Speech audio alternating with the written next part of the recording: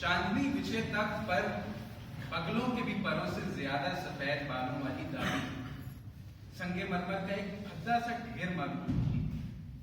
उन्हें देखकर ऐसे लगता था कि जैसे आंखें चुंदिया जाएंगी, जैसे इर्द गिर्द किसी चांदनी का गुबार हो, चिंगारियां सी फूट रही। इन्हें देखकर कुछ ऐसे मालूम होता था कि इनके मुंह पर पाकीज़गी और दोशीज़गी का नूर हो। वैसे इस 80 बरस की कबारी औरत को किसी मर्द ने हाथ तक न लगाया था। कमर से नीचे झूलते झुलाते सुनहरी बाल, मैदा शहाब रंग। खैर अब शहाब तो जमाने की गर्मी ने चूस लिया था, बस मैदा रह गया। उनके हुस्न का कुछ ऐसा शोहरा था कि अम्मा अब्बा की रातों की नींदें हराम हो गई। डरते थे कि कहीं कोई जिन्नात उठाना नहीं चाहिए। खैर इसकी वजह बहुत साफ सी है कि वो इस धरती की मखलूक मालूम ही नहीं। उसके बाद उनका निकाह हमारी अम्मा के मामू से तय पाया। अब दुल्हन जितनी गोरी, दुल्हा मियाँ उतने ही काले। दुल्हन जितनी गोरी, दुल्हा मियाँ उतने ही काले। अपनी रंगत को छोड़कर हुस्न और मर्दानगी का नमूना था। क्या लंबी खड़ी नाक, धसी आंखें और दांत तो ऐसे जो मोतियों को भी मार देते, पर अपनी रंगत से बड़ा चिढ़ते। मंगनी हुई तो सबने खूब छेड़ा, अरे दुल्हा हाथ लगाएगा तो दुल्हन मेहंदी रह जाएगी, चांद पर जैसे ग्रहण लग जाए।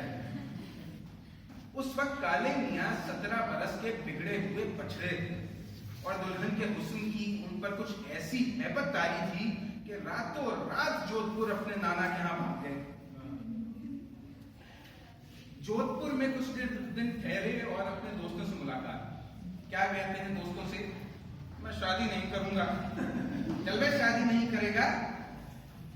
ये उस जमाने की बात है कि जब छूछड़ा करने वालों को जूतों से तैयार कर दिया जाता था। खूब समझाया, अरे भैया दुल्हन में ऐब क्या है, यही कि वो इंतहाई हसीन है। अरे मियाँ दुनिया हुस्न की दीवानी और आप हुस्न से खफा नाराज। अरे बदमजाकी की हद है। खूब समझाया, अरे मियाँ निकाह के बाद वो तुम्हारी ही मलकियत होगी, जहां कहोगे बैठेगी, उठाओगे उठ जाएगी। तुम्हारे कहने पे दिन को रात और रात को दिन रहेगी। खूब समझाया, जूते भी पड़े। आखिरकार काले मियाँ को पकड़ बुलाया गया और उनका निकाह करवा दिया गया। अब जब शादी हुई तो दोस्तों और सहेलियों ने गोरी दुल्हन और काले दुल्हा वाले गीत गाना और बुला उठे। ऐसे तड़के किसी ने ऊपर से चुपता हुआ सहरा भी बना दिया और बिगड़ गया, पर किसी ने उन्हें संजीदगी से ना दिया। सब मजाक करते रहे और छेड़ते रहे। अब काले मियाँ दुल्हन के कमरे में दाखिल हुए। क्या देखते हैं? लाल लाल चमकदार कपड़ों में मलबूस दुल्हन, उलझी सुलझी दुल्हन को देखकर उनके तो पसीने।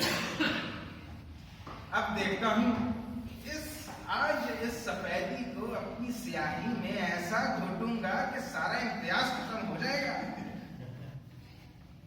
अब कांपते हुए हाथों से दुल्हन का घूंघट उठाने लगे तो दुल्हन औंधी हो गई। घूंघट उठाओ, दुल्हन और झुक गई। हमने कहा घूंघट उठाओ, दुल्हन बिल्कुल गेंद हो गई। ना दूर काले मियाँ ने जूते बगल में दबाए, खिड़की से कूदे और स्टेशन से सीधा जोधपुर। अब ये उस जमाने की बात है कि जब शादी हो जाती थी तो हो जाती थी। तलाक वलाक का कोई फैशन नहीं था। काले मियाँ पूरे 7 बरस तक घर से गायब रहे और दुल्हन बेचारी मैके और ससुराल के बीच सुलग गई। घर की औरतों को भी पता चल गया था कि दुल्हन अनछुई है। अब बात होते होते मर्दों तक पहुंची तो काले मियाँ को पूछताछ के लिए बुलवा दिया गया। वो मगरूर है। भाई मियाँ ये कैसे पता चला आपको? हमने कहा घूंघट उठाए तो नहीं उठाया। अरे मियाँ क्या बात करते हो, दुल्हन से कहते हो घूंघट उठाए, खुद उठाया होता। मैं अपनी माँ की कसम खा के कह रहा हूँ घूंघट उठाएगी तो वही उठाएगी।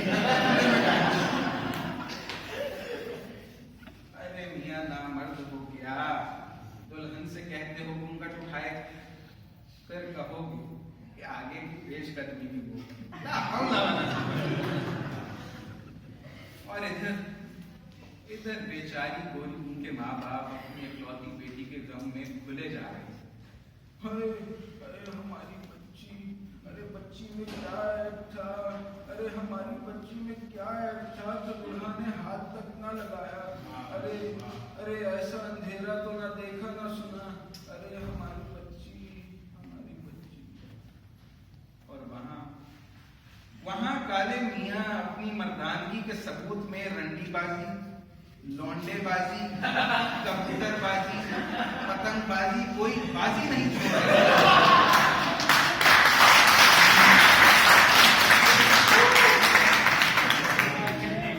और इधर दुल्हन बेचारी अपने घूंघट में सुलगती रही। नानी अम्मा की तबीयत खराब हुई तो काले मियाँ घर लौटे। सबने इसे अच्छा मौका जानकर दुल्हा मियाँ और दुल्हन को फिर से मिलवाने की कोशिश की। एक बार फिर दुल्हन सजी, सेज सजाए गए, पुलाव जर्दा बिरयानी बनाए गए, पर काले मियाँ ने साफ कह दिया घूंघट मैं नहीं उठाऊंगा। घूंघट उठाएगी तो वो उठाएगी, मैं अपनी माँ की कसम खा चुका हूँ। तो फिर सब ने थक हार कर गोरी भी को समझाने की सोची।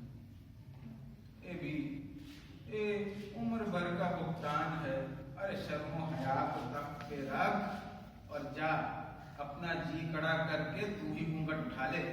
अरे अल्लाह की मर्जी है और आखिर तो तेरा शौहर है, क्या फर्क पड़ता है।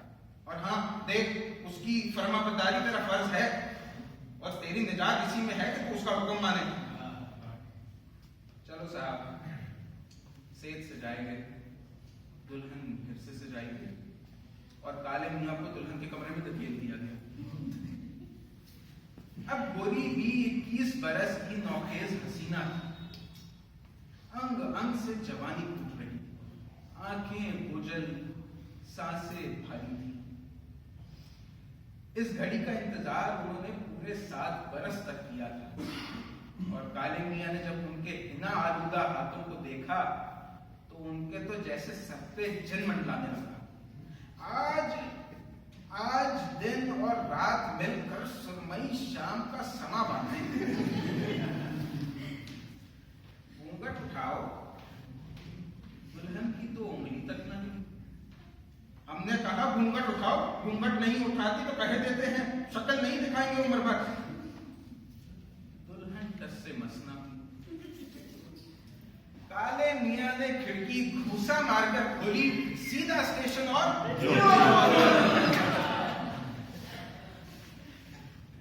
30 बरस तक अनछुई दुल्हन काले मियाँ का इंतजार करती रही। सब मर्द खप गए। दुल्हन एक बूढ़ी खाला के साथ फतेहपुर सिकरी में रही। फतेहपुर सिकरी में रहते हुए एक दिन खबर आई दुल्हे मियाँ आए हैं। और दुल्हा मियाँ मरास का पलंदा बने मोरियों में लोट पोट कर वतन लौटे थे। मरने से पहले इल्तिजा की, घूंघट उठाओ, घूंघट उठाओ, इनको बोले आए, घूंघट उठाए कि मेरा दम निकल जाए।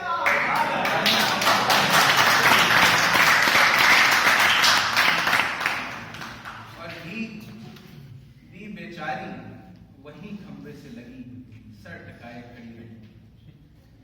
फिर उन्होंने धीरे से अपना संदूक खोला। संदूक में से एक शहाना जोड़ा निकाला। आधे सफेद बालों में सुहाग का तेल डाला। घूंघट उठाओ, घूंघट उठाओ। काले मियाँ ने नजर के आलम में सिसकी भरी। लरसते हाथों से गोरी भी जैसे ही घूंघट उठाने लगी फौरन गिरा दिया। काले मियां का इंतकाल हो चुका था। गोरी बी ने वहीं चारपाई पर बैठकर अपनी चूड़ियां तोड़ी और घूंघट के बजाय सफेद दुपट्टा अपने सर पर खींच लिया। बहुत शुक्रिया।